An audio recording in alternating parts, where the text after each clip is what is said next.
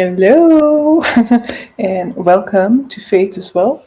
Hello, guys. This is the final sort of like reading sprint for Gamenightathon, though we will have a live show at the end of um, in the beginning of January, basically, to pick a winner. But this is the final one in which we're still like trying to chip away at those little prompts. Though tonight I will be chipping away at something that isn't part of my prompts, or not yet in any case.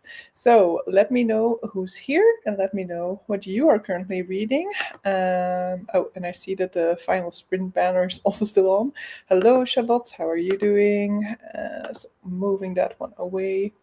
So I will be reading The Everlasting by Alexi Harrow because that is my October release for Herkiet. So I need to finish that one. I feel like tomorrow I might give myself until the 28th because it was published on the 28th of October. But I do think that means that I need to finish it tomorrow, right? Rather than on the 28th of December.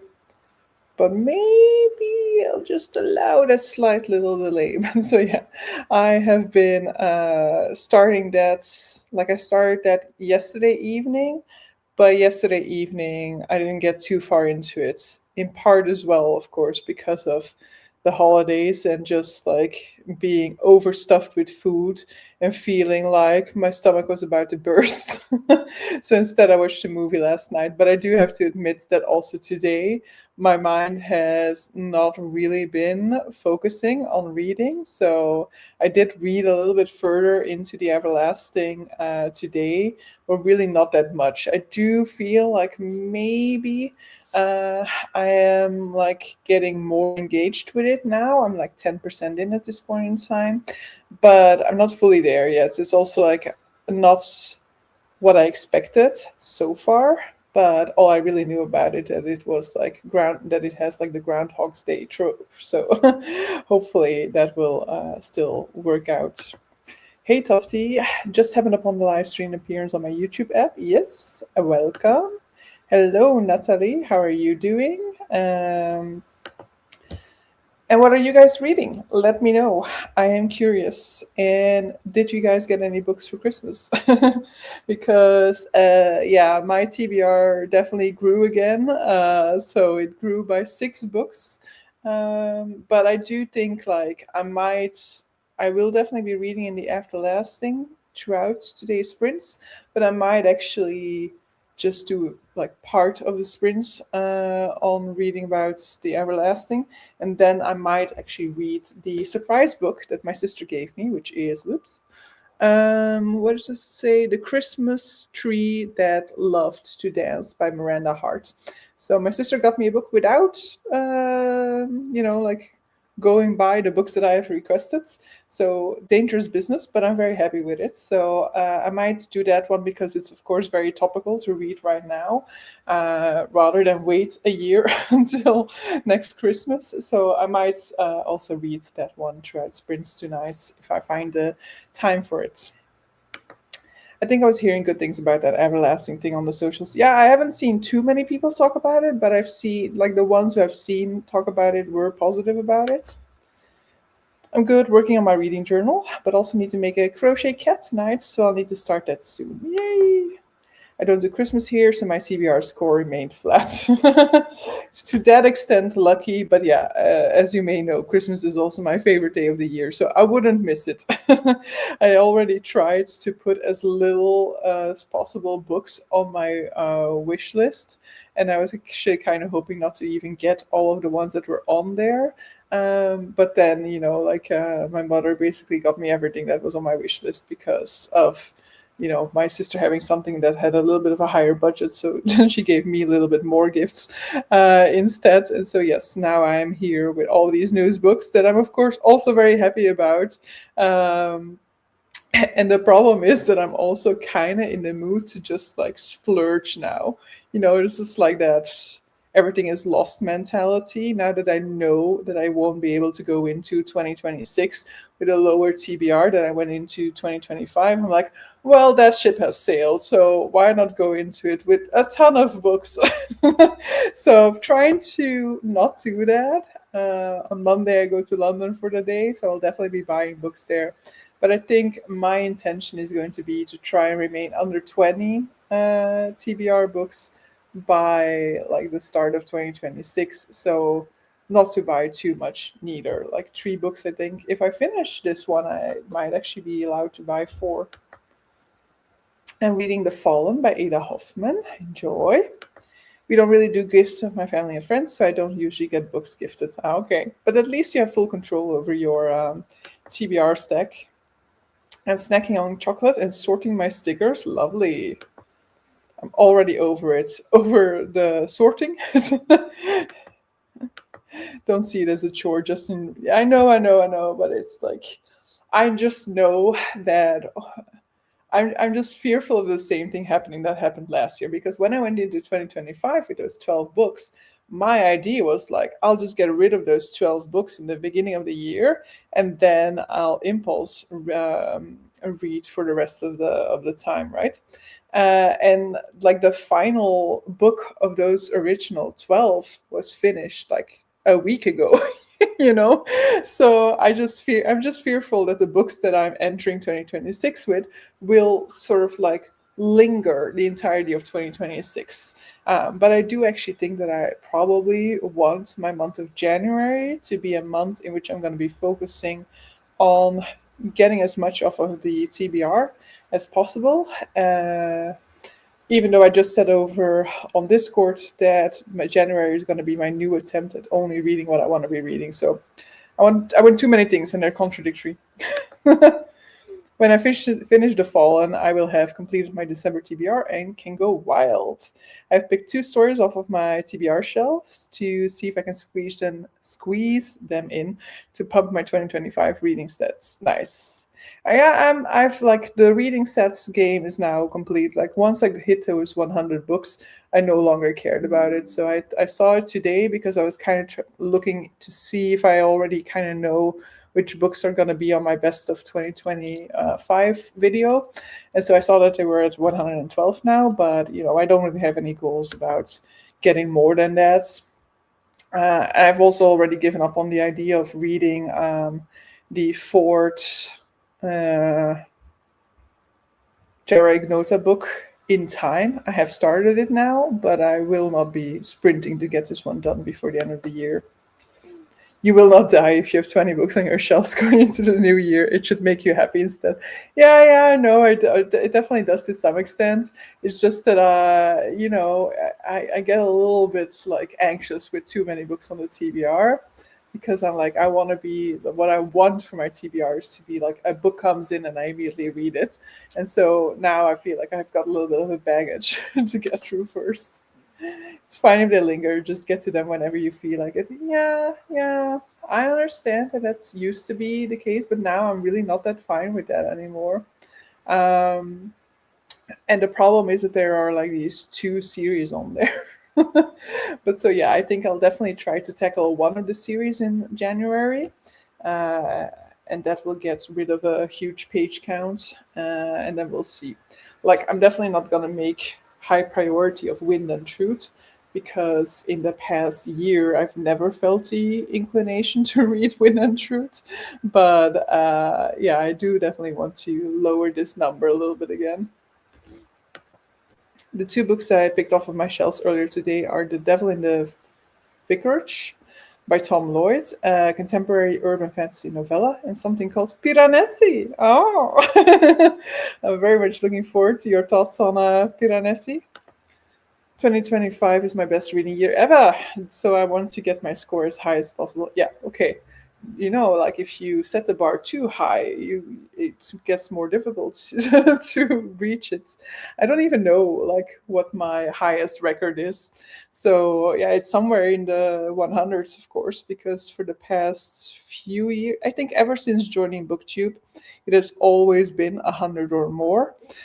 Before that, it was never 100. So yeah, I'm not entirely sure. I think before that there was like the highest number was like somewhere in the 70s, and that was like a year in which I read so much historical romance, and then I just flew through all of those in like 2 days or 3 days each. So I was getting through quite a lot at that point in time, and then once I joined BookTube, like reading just became so much more of a part of my life, I guess. And I guess there's also, because of that, a little bit more sort of like subconscious pressure to read every day that might not have been there before. But yeah, I'm also still having a good time. It's just that sometimes I'm just a little bit like annoyed at feeling like I'm pushing through something that I'm not really enjoying all that much. And even though I can DNF, I still there are those struggle books where afterwards I'm like, maybe I should have just DNF'd. Hello, how are you doing? Hope you're all doing fine. I'll start my chores, dinner, shower, and after that I read Estoril by Dejan Tiago Stankovic. Don't know that one. Before discovering BookTube, I barely got above 25. Today I'm cruising up to 85. But to be fair, some of those are magazines, comics, short stories, so now I have a pages goal on the story graph. Yeah, like, I mean, fair enough to count magazines and like definitely short stories and stuff like that. Um, but yeah, I understand that you feel like maybe I'm just kind of tricking my way through it. That's kind of the thing with stats is, like you you get this sort of like double feeling sometimes of like you don't want those pages to not be logged because they are still pages that you're reading, and then at the same time you can feel like, man, am I cheating by logging these? Like it after all, it is just for yourself what you wish to include, what you wish to count towards your reading goals. And like, for example, as we talked about last week, how I have all these magazines that I never get around to reading, including them in reading stats would be a lovely way to get to read them and not feel like I'm wasting my time by doing that. Though that, of course, is also like a symptom of the fact that maybe I'm tracking too much because I'm starting to look at things that are untracked as being unproductive. Um, but yeah, my pages goal, I actually haven't checked in because I made that pages goal, and since then I haven't really checked because it was somewhat arbitrary. So it is at 40,270 pages now out of the 35,000 that I put it at. Probably will just keep it at the exact same next year because, yeah, 40,000 is definitely doable. But I also don't want it to be that tight that I have to scrounge towards the end of the year in order to make sure that I get to my goals.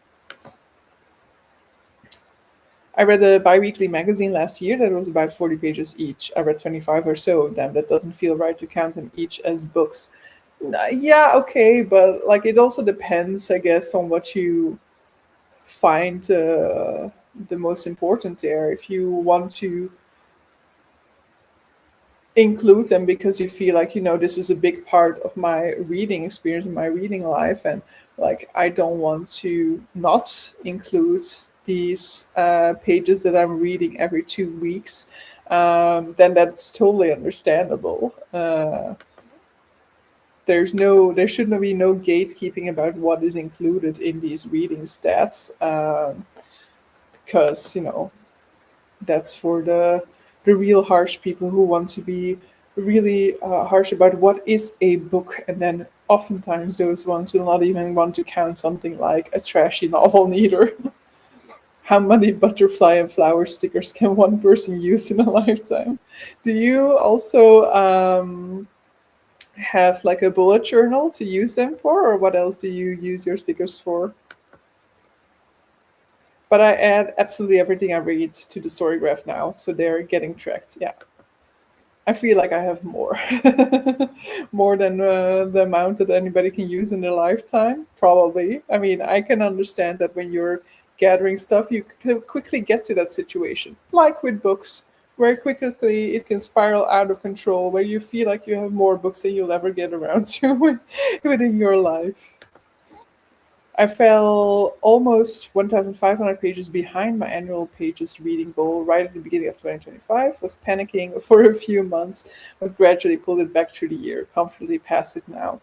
Yeah, I think my page goal, somewhere in August or so, I think I was like quite a fair bit behind. And then I totally caught up to that in the month of like September, October, to the point where I was very far ahead. So then it became very clear, like, okay, we are making this. I had those two crazy reading months, September, October, probably, in which I was reading like 5,000 pages and stuff like that. Then I made up for the lack of the previous months. My favorite novella from 2025. Well, we're, we're counting anything under 300 because then I have two contenders. And I might want to say in that case that it is Pets by Kwesi Memesi, which I really enjoyed a whole lot. And when I was finished with it, I was like, why did you wait so long? Why has this been on your radar for so many years? You've heard so many people say it's such a good one. Um, but yeah, I mean, that's the case for many books, I guess. There are many books that I've heard talk about for years, people saying how great they are, and it's not always the case that when you read them you also love them as much, but when it happens you're always just a little bit like, why am I self-sabotaging by not getting around to these quicker? I'm almost out of butterflies. I need more sticker exchange service starting here. I'm planning to bump my pages reading goal up little by little to keep on stretching my ability. Yeah, I'll probably put it like a little bit higher, but like maybe just, I don't know, 2,000 higher. So let's put it at 37,000 or something like that. And let's see. Oops, late again.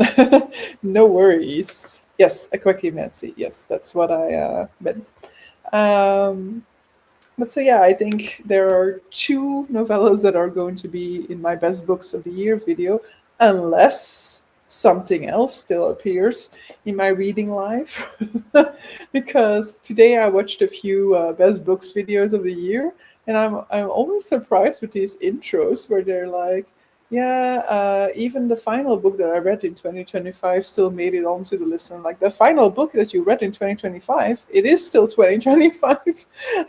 I cannot make that statement until maybe not midnight on the 31st, because I will be with friends, but like 8 o'clock or something, even earlier, like 6 o'clock, when I'm probably meeting up with my friends.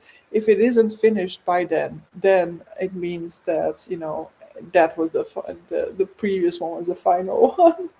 But I cannot make statements about this until the year is done. It's like all of those wrapped things, like Spotify wrapped, YouTube wrapped, which by the way I still don't have. I think it has to do with my privacy settings. But yeah, I'm just like, but the year isn't over yet. Don't tell me how many things I watched until the year is over. Like, it makes no sense to me. Oh, I agree. Best books lists belong into January. Yeah. Like December is for like your anticipated releases videos, reading goals videos, and stuff like that. You can definitely talk about that within December, like looking forward to how you're going to tackle your reading goals in the new year and stuff like that.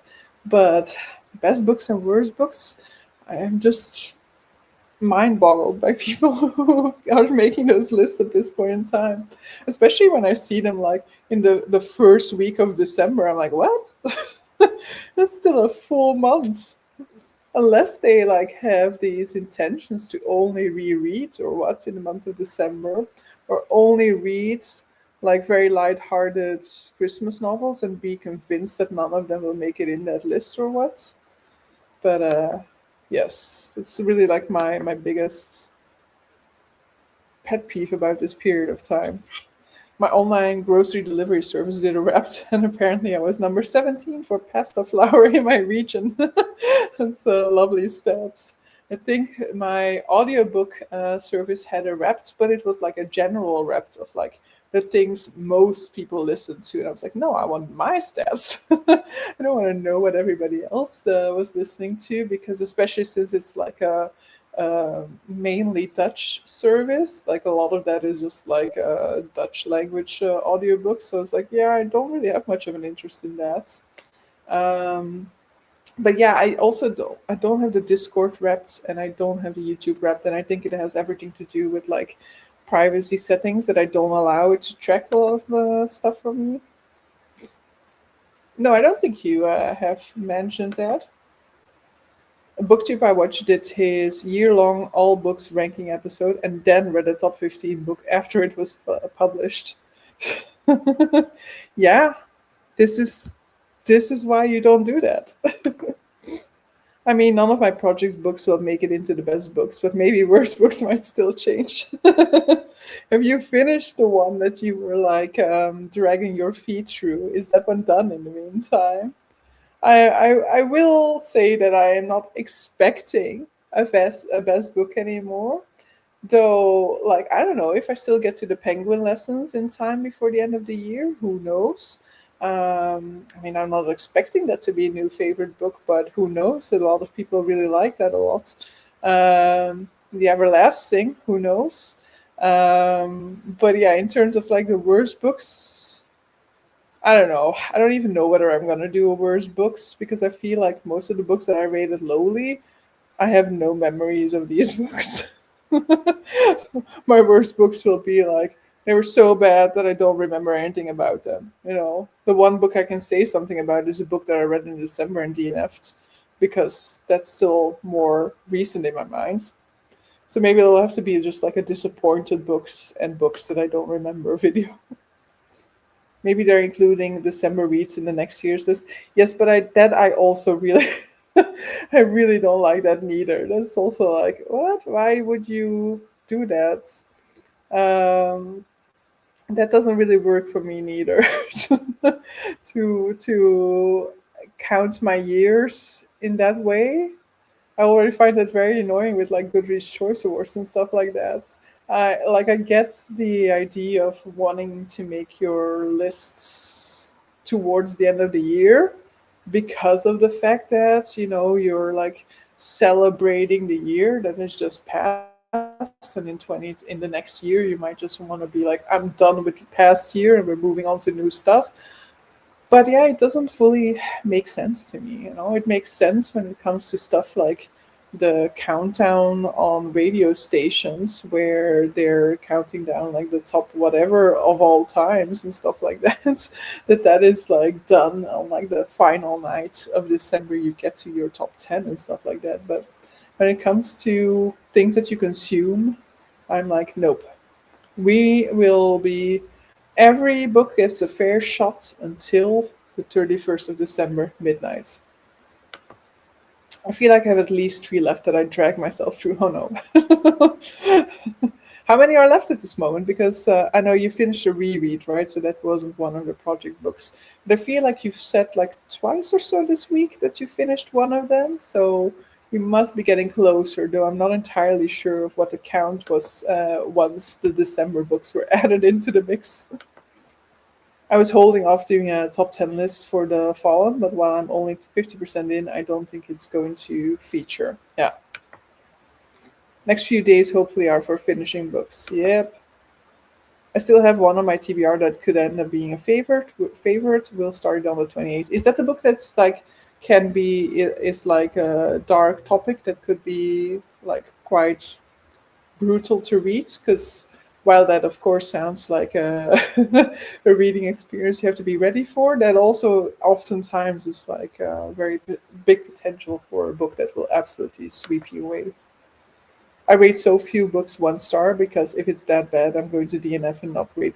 I have 1 1 star, I think. There's a ton of books that I have not rated, but a lot of those I'm also like, yeah, like I didn't rate them just because I couldn't decide, but they're not that bad. It's just like, for example, The Grace of Kings, the first book in the Dandelion Dynasty series. The three other books in that series I rated, but I didn't rate the first book because I wasn't entirely sure where my experience with it fell, and I'm still not entirely sure of that. But that definitely doesn't mean that it's going to be anywhere near my worst books of the year. And then there are some 2 stars that I'm just like, they're 2 stars because they were boring, probably because I don't remember anything. Oh, you're going to love one of my January TBR picks. You'll have to wait for my graphic to be produced. All right. I hope for it to be the King's Dark Tidings book 2.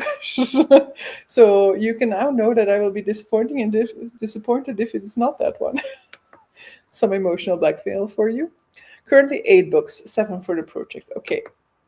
I don't expect it to destroy me, but who knows? Yeah, I mean, I don't know which one. We're talking 1 stars and you bring up the Grace of Kings. No, no, no. We were talking, well, we talked 1 stars, but I mentioned no rating. And then I mentioned the Grace of Kings, okay? And there were some surprising things in there that I didn't rate that I was like, yeah, okay. Clearly I was just like stuck for what exactly I was going to rate it. And then I just left it unrated. Sometimes I do that where I'm like, I don't want to rate it right now, and then I just forget about the fact that I didn't rate it, of course. And so then we get to the end of the year, and I see some banger of books in my no rated category.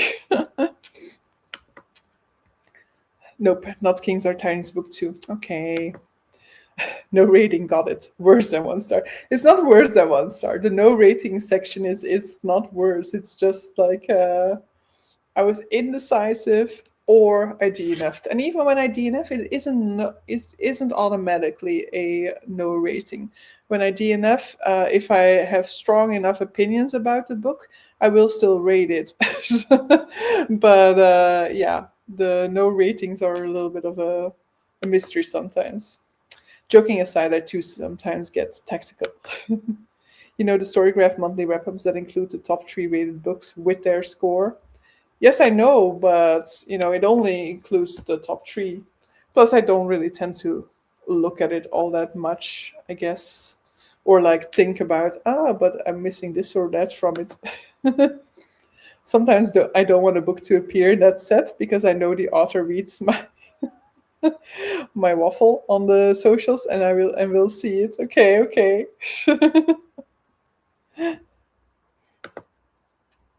So you technically don't rate it until your wrap up is done, and then you can go back and rate it.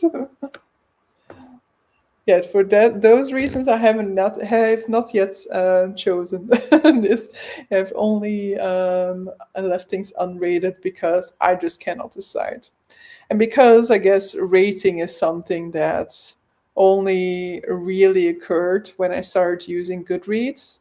Before that, I never thought about how much quantifiably I enjoyed a book.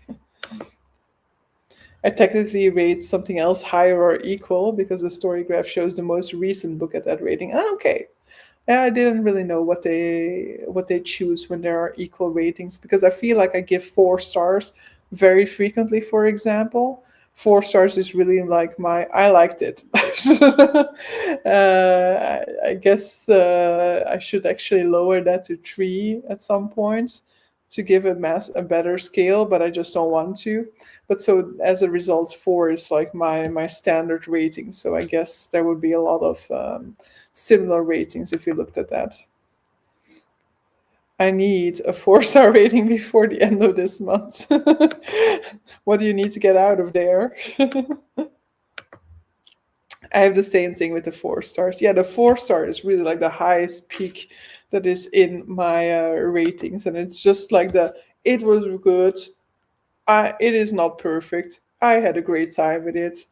No real problems or whatever.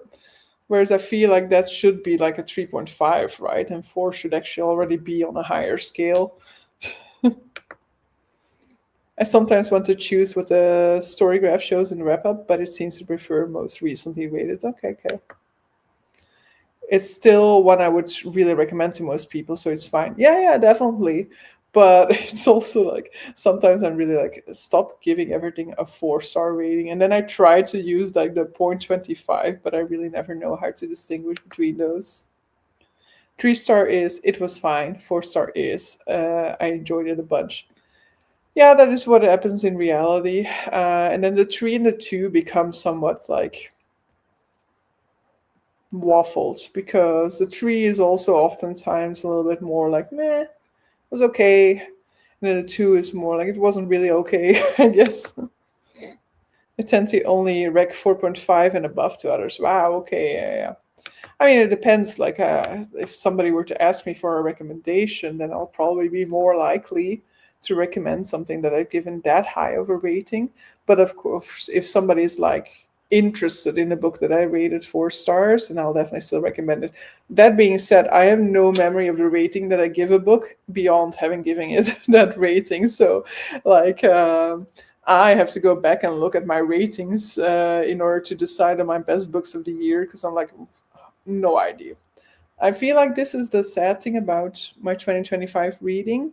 There was only one book of which I knew that I'd given it a 5-star rating. Whereas last year I really felt at least strongly about 2 books that, without having to go and look at my stats, I could be like, these books were amazing. And I feel like this year I haven't had that book that made me go, oh, amazing reading experience. I love reading. 2.5 happens when I start skimming bits I didn't like. 2 I did not like. 1 had me shouting at the blooming book. The low scores are essentially how angry it made me. Yeah. I have a couple that I still know I really loved. I mean, there's definitely some that I know I loved, but not to the level that I loved The Will of the Many last year and The Silver Blood Promise last year. Like those books I read and I immediately knew that they were like skyrocketed to favorite books of all times. And so I don't think I read a book this year that is like a favorite for all times. There's also the thing of looking back after a while and realizing you enjoyed something a lot more than you rated it. Yeah. So when I was kind of looking at what could make that top 10, I definitely went a little bit lower in the ratings as well. And then, like, technically speaking, there's a book that I rated 5 stars, of which I remember 0 at this point in time. And then when we go to like the 4.5 stars, then there was a book that I was like, this book I can still talk about to this day, even though I read it in March, which with my lack of memory means that it is a book that has lingered in my mind way longer and has had much more of an impact. So it's also something that I'm much more likely to want to include in my best books of the year list versus a book that clearly I had a great time with and I enjoyed, but that afterwards just left my mind instantly. Hello, Barbara. How are you? Just at dinner and watching hockey. We'll try to squeeze in some pages during breaks. Are there long breaks in hockey? I do not have a clear book of the year in my head for 2025, whereas in 2024 I knew it from about July. Yeah. I don't really remember when I read The Silver Blood Promise. I think it will have been later in the year, probably, but yeah. I think I read The Silver Blood Promise first, and then or the other way around. I'm not entirely sure. I read one of them first, and then when I read the second one, I was like, "Oh shit, it's no longer clear. I no longer know what to do with this." I have the Raven Scholar that might hit the favorite of all time category, depending on the sequels, and of course the Stormlight Archive. The fifth one, Wind and Truth, or you read like the majority of the Stormlight Archive. Yeah, you might have been reading multiple books in that, right? But not the entirety, right? Or did you read the entirety in 2025? The Raven Scholar, I've heard such good things about that I am interested in picking it up now. I feel like I didn't necessarily at first have much of an interest because the synopsis didn't necessarily make me think that it was like there was nothing that really stood out to me about the synopsis. But I've heard so many things, so many people say that they were pleasantly surprised by it, that I am now curious to give it a try, and hopefully with lowered expectations so that I don't like bum myself out because now I've got too high expectations for it. I only started this year, so only book 1 and 2. Okay, okay. Yeah, book 2 is my favorite of the Stormlight Archive. So yes, I absolutely understand. I think recently I also reread the ending of book 1 and a one scene in book 2 as well, because I was just really craving those moments. The hype wagon for the Raven Scholar has me interested too. Same for Hall's Asunder, which comes in paperback in January. I don't think I know that one. I haven't heard that, but that might be more. Is that sci-fi? Because that would make sense in that sense, because I'm not really all that attuned to what comes out in sci-fi compared to fantasy. But yeah, that one I don't think I know. But we have been talking for 35 minutes already, and we should be doing some reading. So, yeah, I'm going to be reading some Everlasting, and yeah, see you guys in a while. Asunder might be in the video I just uploaded. Okay, but so this is not your reading plans for the next year one, right? Because that one I watched. And I don't think you mentioned that, but it's the one that you edited today. You also uploaded it, because then I still need to watch that one. Aha! Stickers are sorted just in time. So yeah, let's get this sprint started and see you guys in 45.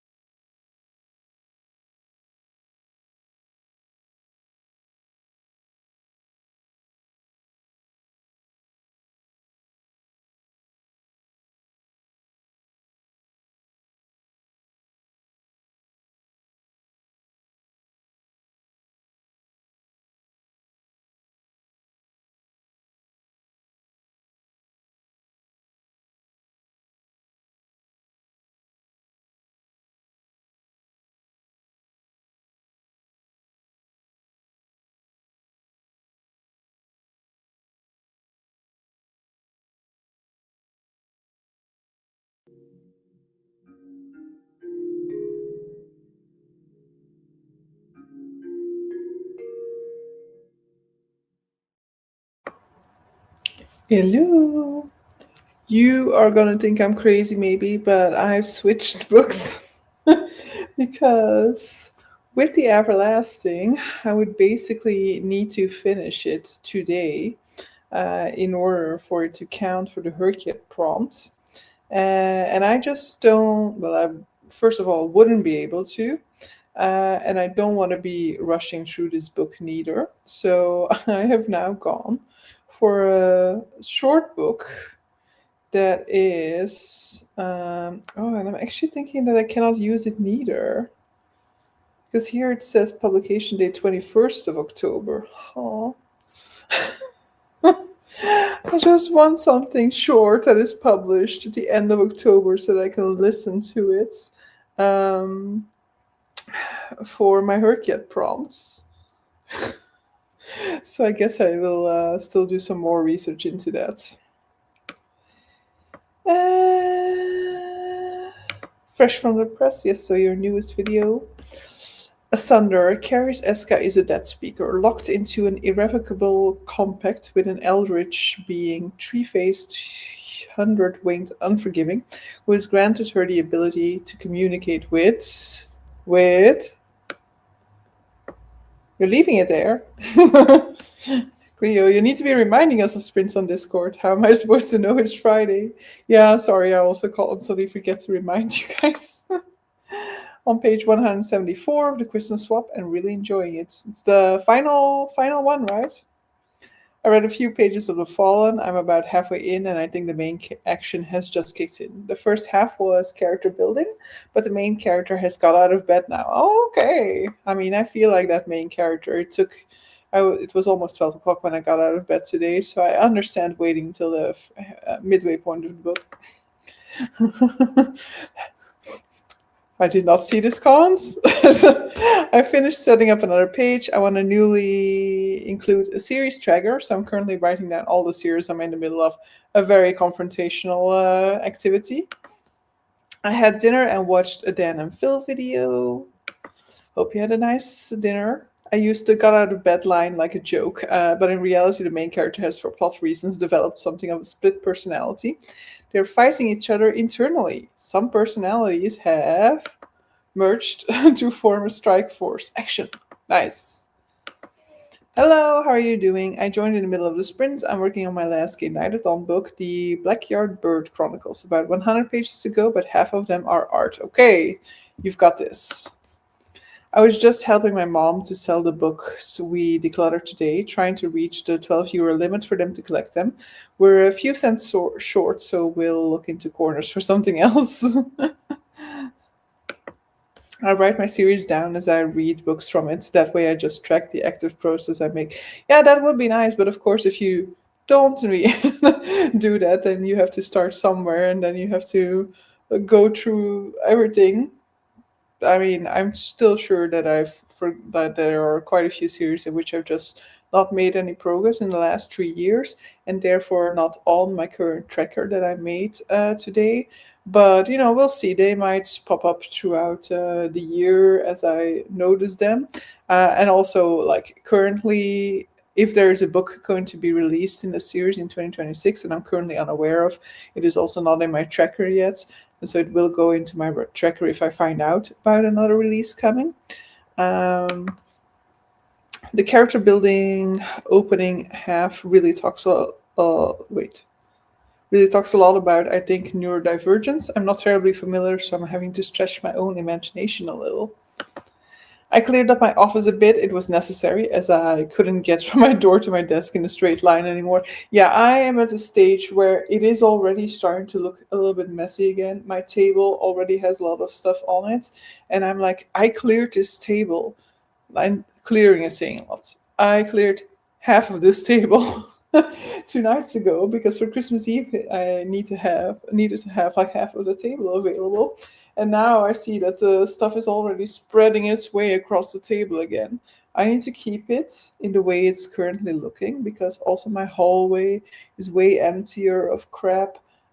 So it's looking so much nicer, and I can just try to maintain this rather than constantly having to get it reset to this state. Let's talk a little bit longer first. The Gang of Seven have different personality types with different complexities, so it's been a dive into them in the main. Okay. I do serious tracking in a database. Writing it out would waste too much paper. Yeah, I can understand. The discussion of personality types has had me reacting. Don't do that. Leave them alone. But so yeah, I am going to go in search again of a novella published between the 28th and the 31st of October that I can listen to right now. Ugh. I hate the 60-day time window for the Herkiet prompt. But so, talk to you guys in 45.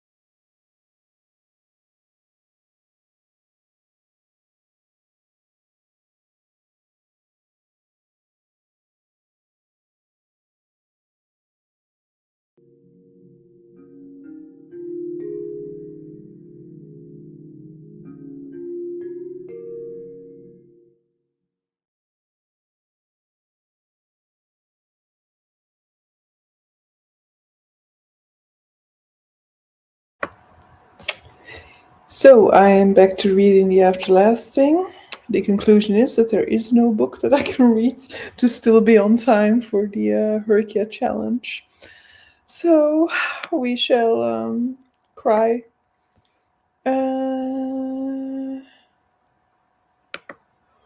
Charlotte was going to read some more. Hope she did so. And I should go and mood read. Yeah. I don't read that many series, some manga and very few fantasy, so I can fit them in 1 or 2 pages. Nice. I was just watching Literary Science Alliance describe their Hercat progress. You both make it sound so fearsome to me. I mean, in principle, it's quite fine. It's just like this one, you have to like stick to the schedule with. And the problem is, if you don't really have any sort of like new releases for the month that you're interested in, then you can quickly fall behind, which is what happened with the October one. It was only like late when I was really like purposefully looking at October releases that I realized that The Everlasting was an October release and one that could interest me. But it wasn't on my radar before publication. It only got onto my radar after hearing some people describe it and finding out it had this time travel aspect to it. Because otherwise, I would not have been interested in it. I don't think so. And yeah, then sometime it already passed, of course. And now it's like, okay, so it was released on the 28th, 60 days. The 60-day period ends today. We could maybe stretch it and say tomorrow if we take into account that we start from the day after publication. But that's already stretching a bit, so I wouldn't necessarily like to do that, but I cannot really find a book from the 31st, for example, that I could read instead. Seems like almost everything was published on the 28th if they were published in that week. So yeah, I think we will have to either give myself grace because of the Christmas period in between there and allow myself to still count it if I finish it in the next 2 days or so, or otherwise just call it quits and say I didn't like manage to do that one, and that means that I will not be finishing her yet. Page 215, nice. Still reading that very festive classic The Wheel chose for me and not fast enough. I made pizza and almost burnt it when scrolling through Goodreads to catch all these series. That would have been a tragedy. Made some coffee, read some pages, progress. Angela's Herkit video is a top suggested one right below this chat window. Oh, okay, nice. Read some 30 pages. Good on you. What are you reading, by the way? Did you say what you were reading? Probably. I just forgot, I guess. But yeah, I'm unsure about the Everlasting so far, but it is intriguing. So we have like a scholar who is like specialized in the life of a certain sort of like legendary figure in the origin of this country. And she is now sent back in time to meet the legend that she has been studying all her life. And things are already off to a rocky start between the two of them. And so, yeah, it is intriguing me. But it also might become too much of sort of like pining love affair potentially, because I've read that this is more on the romance side. So that side might not really work for me, but we'll see. So far, so good. I'm reading Glow of the Everflame. I think I kind of know what that is, right? Is that like a second book? Because that title reminds me of a similar title, Glow of the Everflame. Of the Everflame, thank you. Second, yes, okay. Our book club poll is leaning towards Alchemist for our February read. I'm not sure I'm excited about it or not. Well, at least you can try it, I guess. The Everlasting is my next audiobook read. It just came in today on Overdrive. I would love to have it on audiobook, to be fair, but I don't have access to it on audio. Wait, let me stop that also for a second. Read my pages, lots of discussions on neurodivergence, in particular a plural personality? How does one gauge permission when everybody is broken, traumatized, and in poor mental health? After playing my video game, Sea of Stars, and then watching some of The Walking Dead before beds. Nice, enjoy.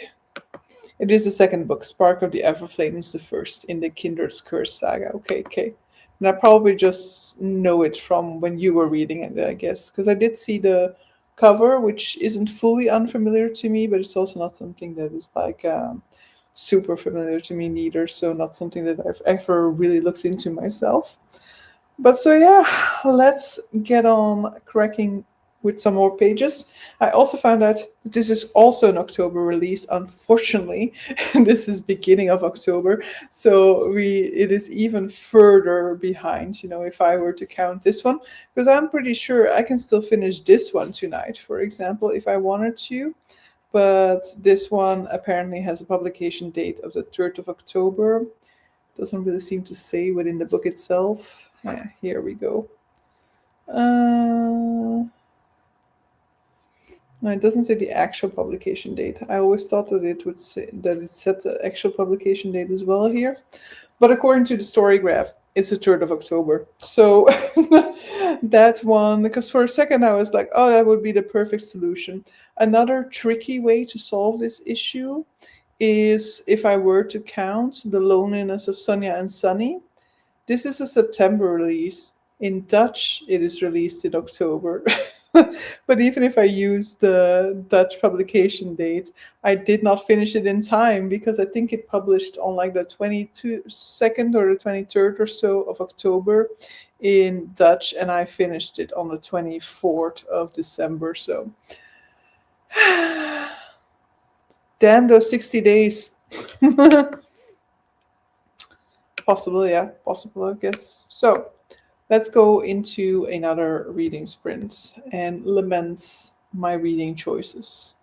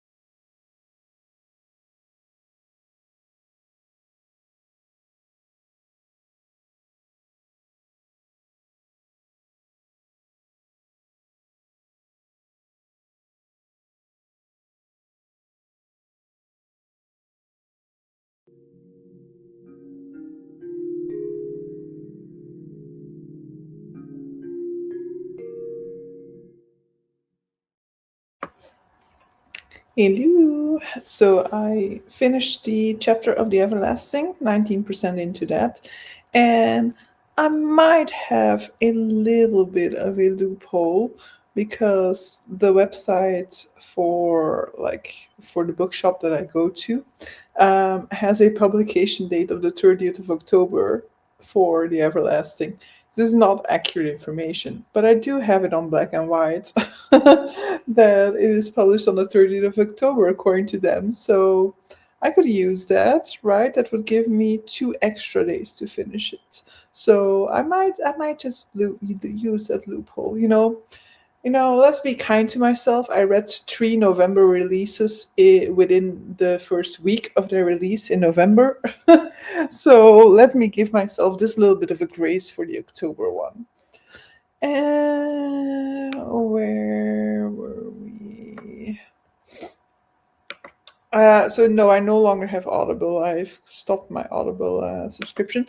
This was me realizing that the Dutch edition of Sonia and Sunny also has a publication date of the 30th of October, so I could potentially count it, except for the fact that that is really like cheating. I feel like if I would have had no option but to listen to like the Dutch version of it, sure. But I actually did listen to the English version of it.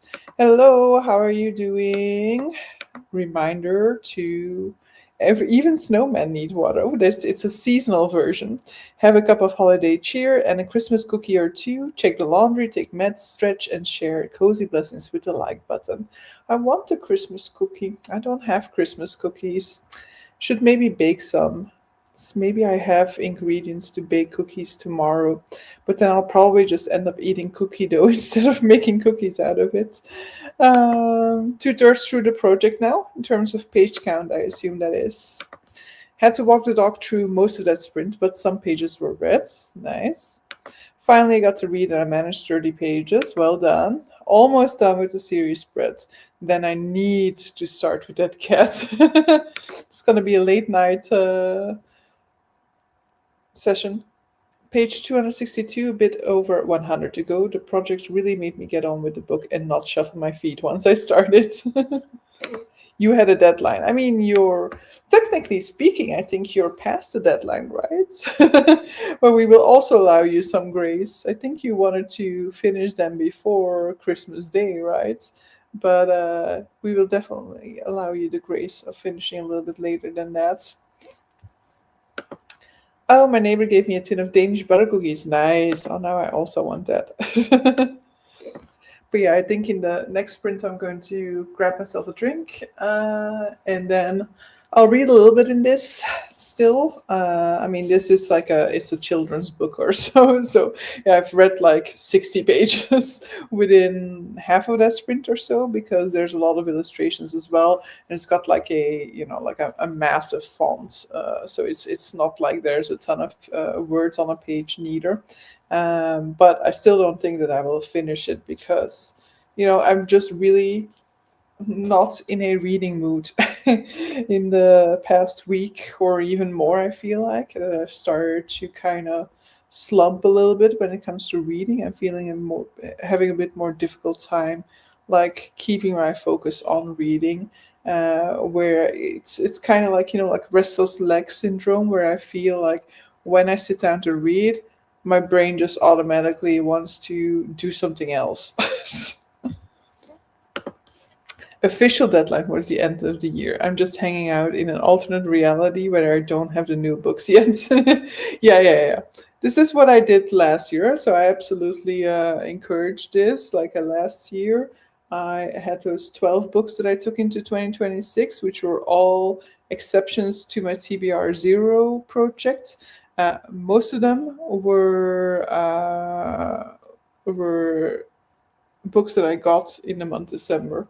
So I completely agree. Like, exceptions can absolutely be made for books that you are gifted in on Christmas Day. You don't want to tell people that their gifts are not welcome, right? But it's also way too short of a time for you to be able to reduce, like to get rid of all of them by reading them within those 5 days you still have until the end of the year. So yeah, I absolutely agree that you should make that exception. But so let's go into the final sprint, and I'll put the banner up, and I'll see you guys in 45.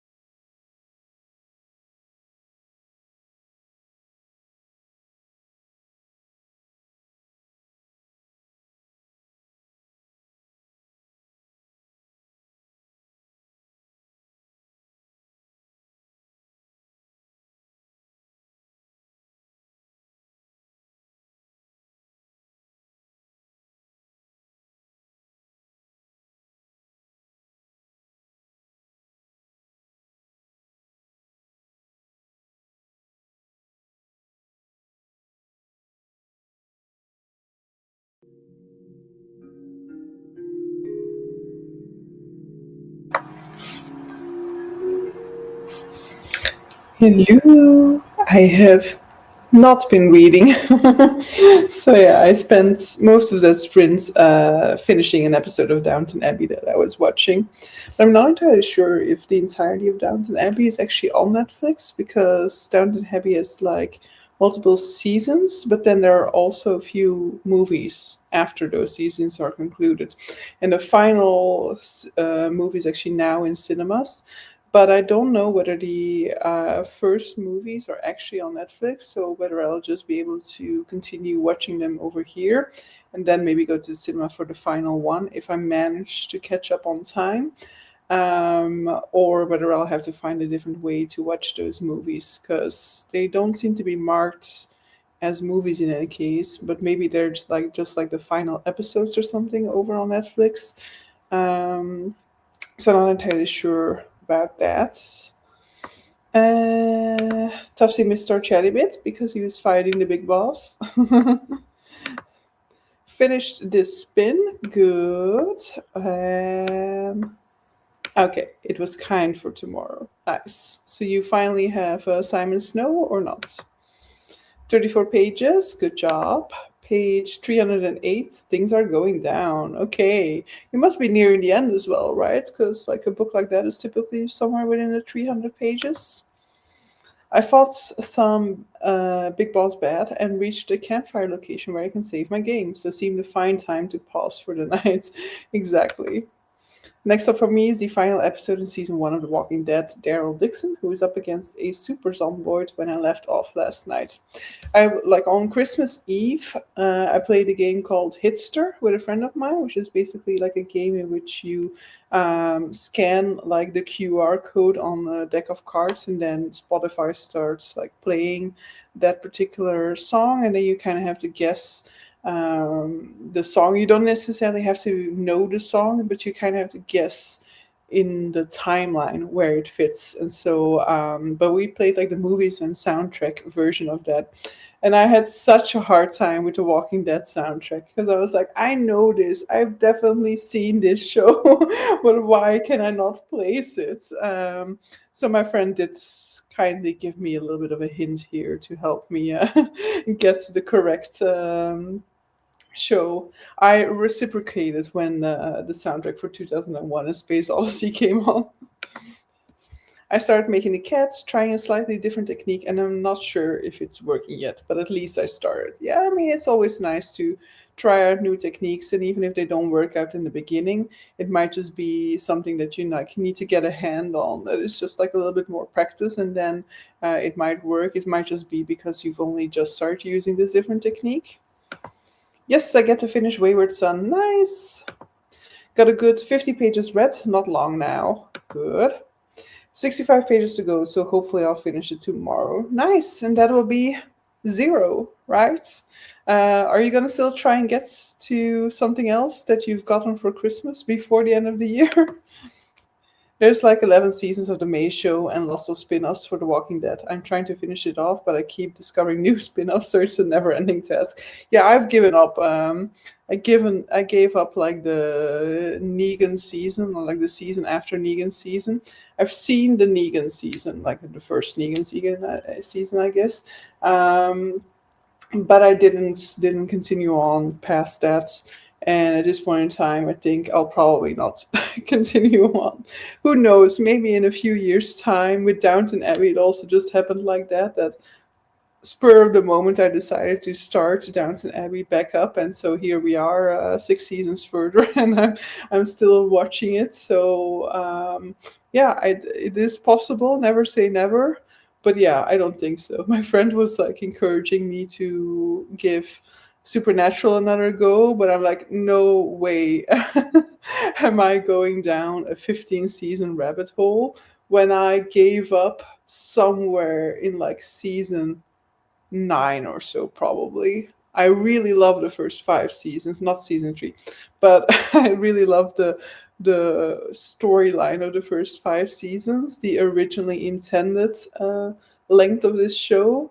And there are definitely episodes afterwards that I loved, and so I'm sure that there are episodes behind that that I will love. But yeah, I definitely was growing very wary of Supernatural at some point, so I'm not going back in. I don't really think that I had the same sort of like falling off with The Walking Dead. I think it just happened. But I also don't think that I'm gonna go back and watch all those storylines again just to continue on with it. What's going to happen in the hazy days before New Year's Eve is anyone's guess. Right. I gave up on that season too, yeah. There will still be a couple of prompts on the winter reading challenge board, but that seems a bit unrealistic. Yeah, if it's a couple, then it's a little bit more difficult. If you only had like one left, you're the second person that I've chatted to that mentioned Negan. I thought he was a great psychopathic nutter. Yeah, I mean, I definitely enjoyed him, but I know that that is more or less where I dropped off. And so, yeah, I really don't know whether there was a specific reason for my falling off with The Walking Dead. I cannot really remember. The way with Supernatural, for example, I know that I was just like dragging my feet getting to those episodes, and that like it was becoming too overarching plot and not enough lower plot for my enjoyment. I already got several bingos, which is much more than I anticipated. I mean, that's very nice. Hello, I joined you in the last sprint. Listened to a bit of the audiobook of Ruthless Vows by Rebecca Ross. Did you finish A Hard Before Christmas? And what did you think of it? Because apparently it's getting super bad ratings and a lot of people DNF it. And I feel like it was really not all that bad. You got as far as 9 seasons into a 15th season. I'd have been committed at that point, a bit like The Walking Dead. Yeah, like the series was still ongoing at that point in time.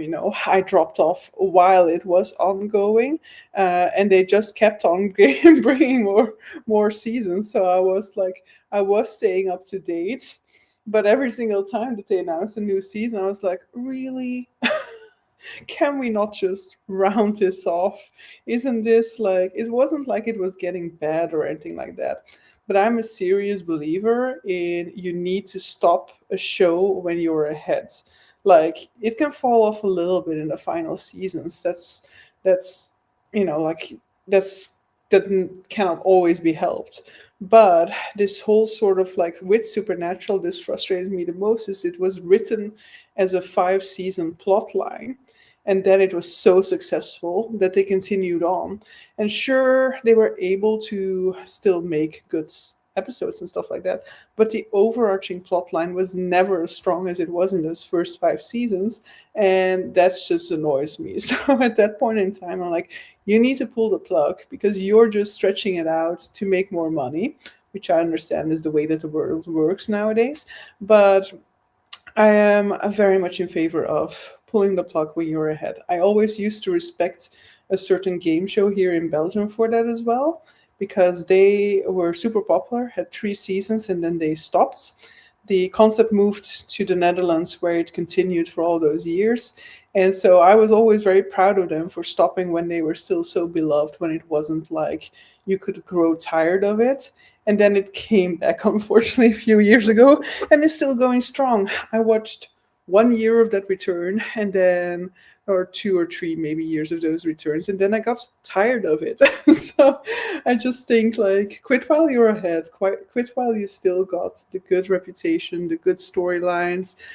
Don't like milk it until people are no longer interested in keeping up. Which I think is also what happened with me with Stranger Things, even though I only made it to season 3. But I really don't think I want to be repeating these same sort of storylines for another 2 series. I paused The Walking Dead for about 4 years and just picked it back up again as there were enough refreshes for me. Yeah, that definitely is also, of course, an option, is just to continue along without getting the refresh. In the case of Supernatural, I don't even know whether I need to be refreshed on all the drama of who dies how many times, and but there are certain things, I guess, about the overarching story that I would need to be refreshed on if I were to want to continue. But as I indicated, I really don't. Ba, ba, ba, ba. Wait, wait, wait. Where am I? Yeah. I'm off to bed. Thanks for hosting. A nice evening to everyone. Enjoy. Sleep tight. They killed off too many of my. Wait, let me stop that. They killed off too many of my favorite characters by that point that I didn't care to watch anymore. That is potentially a good reason for why I probably fell off. Which is also why I thought I fell off of Downton Abbey after like the second season, but it turns out that I made it until the fifth season.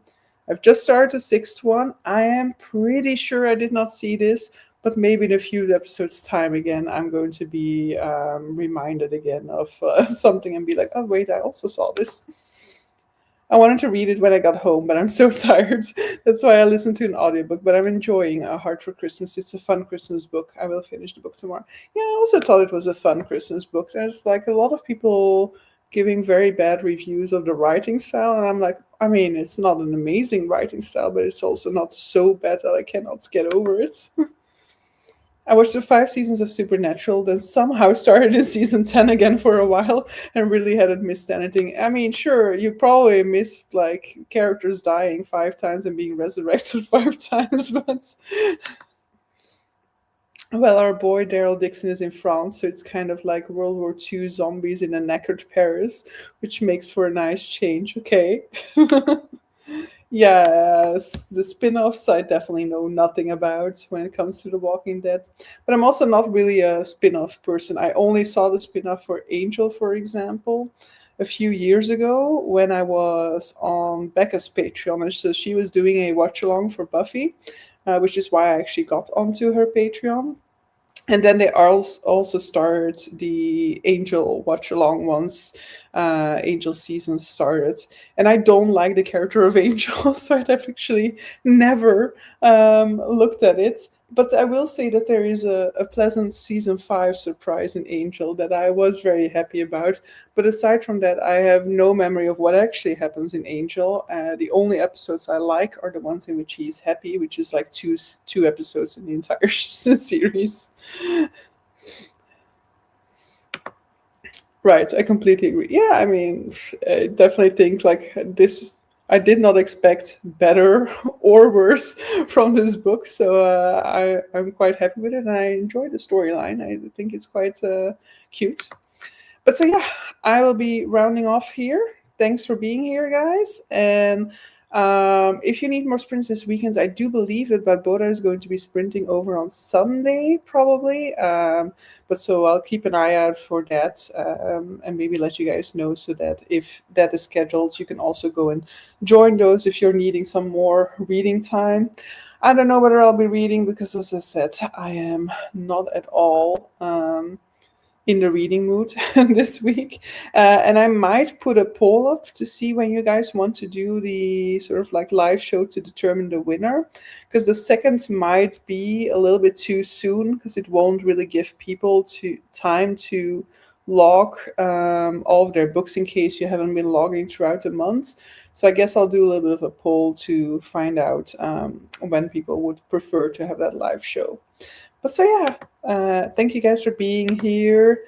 TV time bet for me too.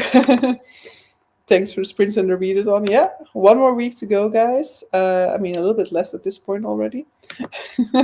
And thank you guys for being here, and see you guys over on Discord in a few minutes, and if not, tomorrow. Bye, guys.